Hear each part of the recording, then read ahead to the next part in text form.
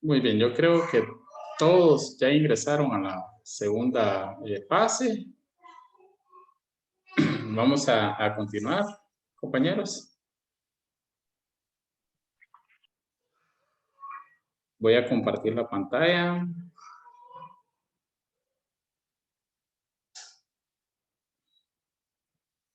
Permítanme un segundo.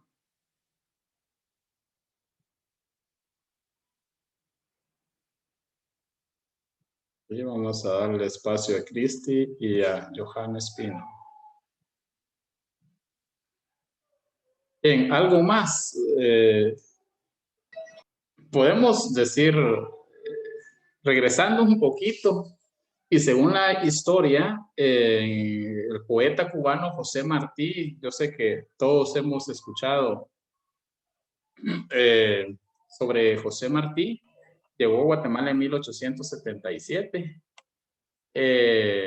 Según la historia, este personaje estuvo acá en nuestro país, conoció a María García Granados y Saborío, hija de Miguel García Granados, a quien cortejó, pero estando ya comprometido, entonces, pues obviamente no llegaron a algo formal.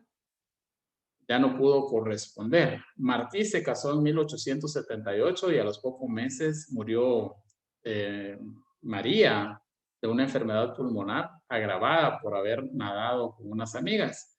Y Martí le dedicó en 1891 el poema noveno, que es conocido como el famoso poema La Niña de Guatemala. Entonces, devastado por la muerte de María y decepcionado del gobierno de Barrios, Martí se fue de Guatemala, según la historia. Es algo más que nos habla la historia, ¿verdad? No sé si ustedes conocían sobre lo que les acabo ahorita de comentar. ¿Ustedes sabían por qué el poema La Niña de Guatemala, la que murió de amor? ¿Sabían? Comenten. ¿O desconocían esta parte de por qué del poema? Escucho sus comentarios. Sí, licenciado, bueno, personalmente lo desconocía. Muy bien. Entonces, eso lo tengo entre algo más, ¿verdad? Hay algo que quiero también adicionar entre algo más, pero así vamos a ir haciendo resúmenes y conclusiones sobre esta reforma liberal de 1871, que muchos la consideran dictaduras, y muchos pues todavía recuerdan esa reforma pues tienen un buen criterio, concepto sobre la misma, ¿verdad? Pero, por ejemplo, tenemos al personaje Miguel García Granados, que muy poco tiempo estuvo en el poder, 2 años. Tenemos a Justo Rufino Barrios, de 1873 a 1885, 12 años en el poder. Tenemos al sobrino José María Barrios, a Manuel Estrada Cabrera, de 1898 a 1920. Jorge Ubico, que es otro personaje que en su oportunidad vamos a hacer mención de él. Eh, hablábamos de ese trabajo forzado, ese trabajo que pues el general Justo Rufino Barrios no era racista y no quería a los indígenas y por eso pues beneficiaba y apoyaba a los extranjeros y maltrataba a los indígenas. En este trabajo forzado, déjenme comentarles que tenemos reglamentos de jornaleros que no beneficiaban nada a los indígenas. Tenemos mandamientos, tenemos también las habilitaciones y las leyes contra la vagancia. Todo esto, nada a favor del indígena, nada, sino al contrario. Esos reglamentos de jornaleros, ejemplo, tenían que ir a trabajar obligatoriamente a las fincas Eso era complicado, ganando muy poco y era obligatorio, sí o sí. O sea, qué complicado. Esos mandamientos eran mandatos, así como la encomienda que nosotros recordamos cuando estudiamos lo de la colonia. Eh, tenemos ahí de que, por ejemplo, llegaban a X pueblo y les decían, bueno, necesito tantos hombres, tantas familias para que se vayan para la finca. Entonces eran mandados, no era, qué bonito, ya hay trabajo, vamos a ir a trabajar contentos, no, eran mandados, existían los mandamientos, las habilitaciones. eh, Ellos llevaban, por ejemplo, llegaban y les decían, miren, les vamos a dar por adelantado, dinero por adelantado, para que ustedes puedan cubrir los gastos para trasladarse de su lugar a las fincas. Entonces ellos ya se iban, pero esto era van o van, y no hay otra forma de. Esas leyes contra la vagancia también que yo hacía mención, que no les favorecía en nada porque esas leyes estaban, ejemplo, entre algunos acuerdos, también los prisioneros decían en algunos acuerdos que deberían de ser tratados dignamente, no cabe esa palabra, pero sí como persona humana, como persona humana. Y en la reforma liberal no se respetaba eso. También a los prisioneros los sacaban y los ponían a trabajar. Los ponían a trabajar, por ejemplo, en la construcción de carreteras y otras cosas, ¿verdad? Esa reforma agraria, que también es importante hacer mención, las comunidades eclesiásticas, las comunidades indígenas en lo que es la reforma agraria. Hacíamos mención, y otra vez reitero, que el Estado con la Iglesia en el régimen conservador estaban muy unidos, pero en estas reformas agrarias prácticamente lo que es eh, todo lo que tenía la Iglesia se le fue quitado, ¿verdad? Entonces prácticamente se quedó sin nada.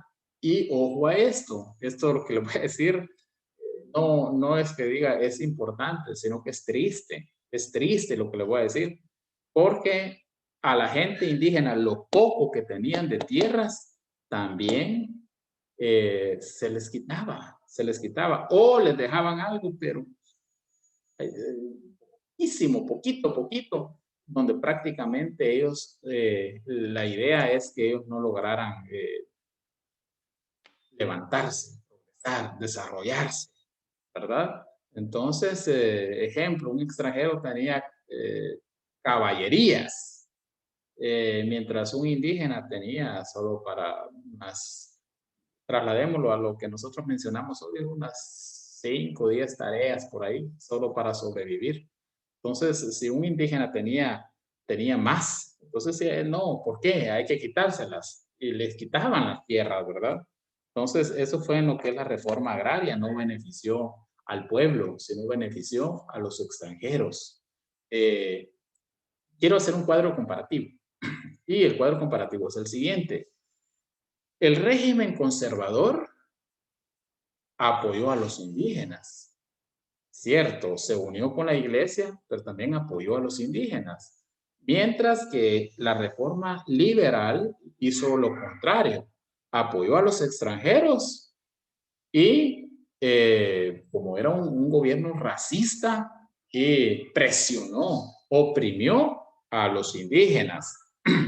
La reforma liberal, muchos llegaron a considerarla como la finca, porque todas las reformas que se hacían no eran para beneficiar al pueblo, sino era para beneficiar a los finqueros, a los dueños, a los propietarios.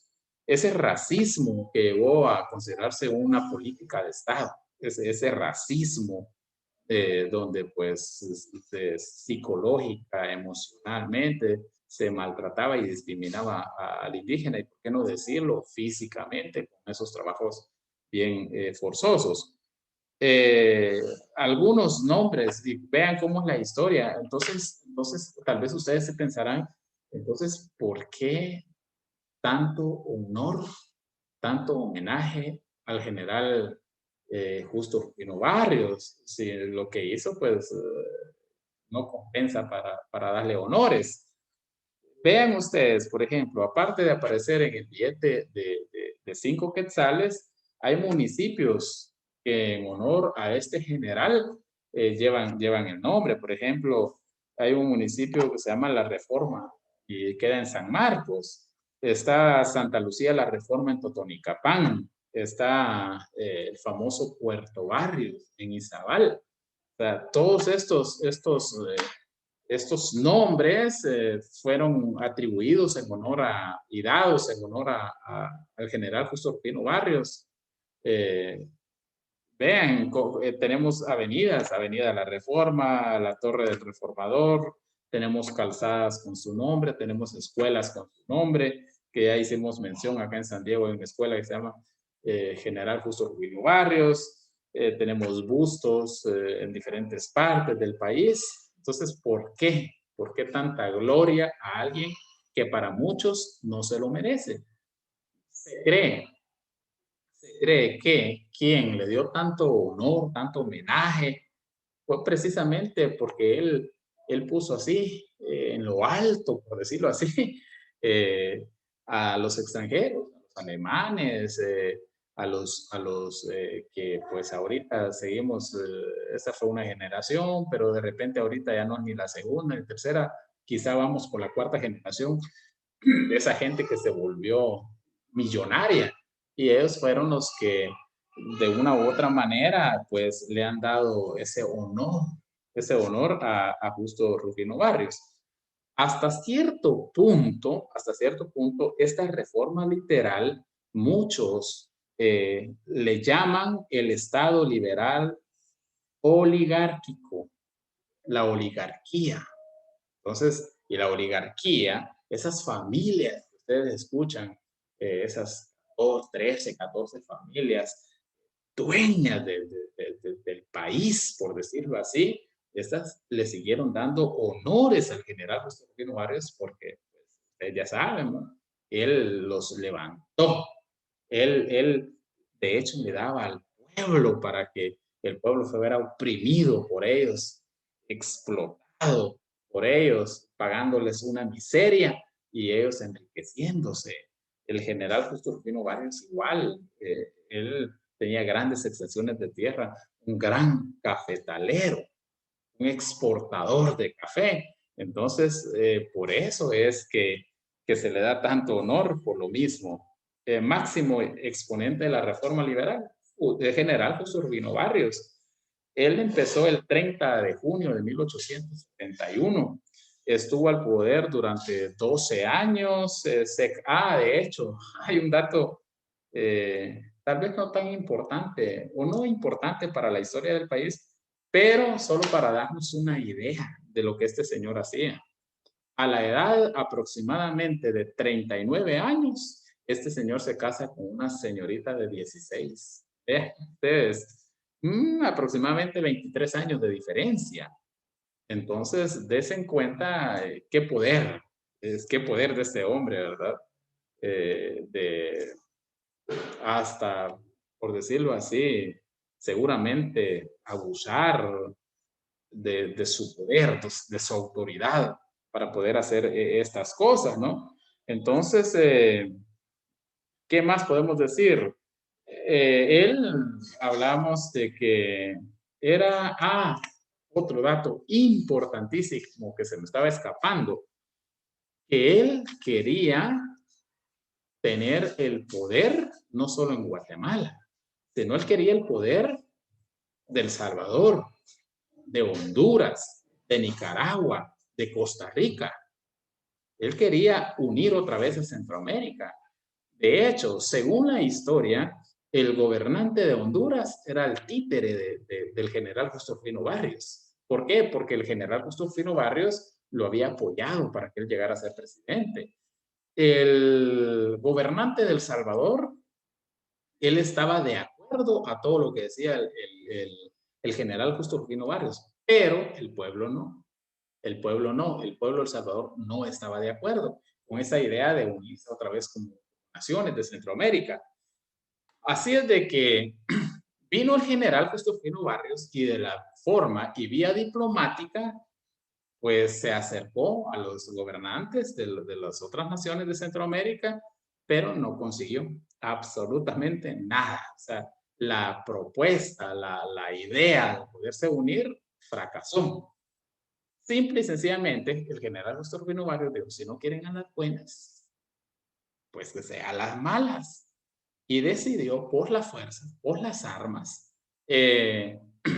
invadir, por decirlo así, invadir Ecuador, Honduras, Nicaragua, Costa Rica, y pues, hacer una sola nación.